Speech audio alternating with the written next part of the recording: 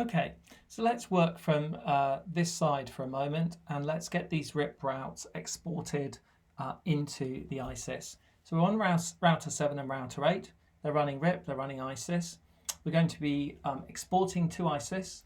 We've got some standard policy options and policy statements here. And what we're going to be doing is selecting protocol RIP and accepting it, and selecting RIP next generation, IP version 6, and accepting it. Okay, so what does that look like in terms of the numbers and bounce back?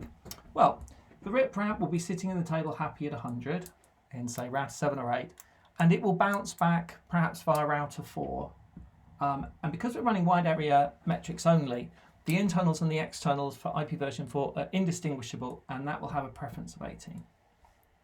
Now, the bounce back from 18 will mean that the RIP route of 100 will not be able to protect itself. So it will need lowering down to 17, and that's what we have here with the RIP preferences being lowered to 17. What about IP version 6? Well, that will be sitting in the table at 100.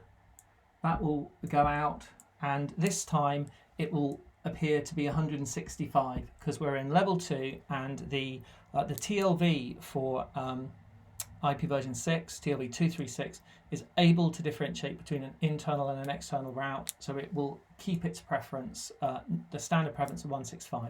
When that bounces back, the 100 can defend itself, but for symmetry purposes, we're also going to strike that down to 17 in the same way, so that the RIP preference is the same for version 4 and for version 6.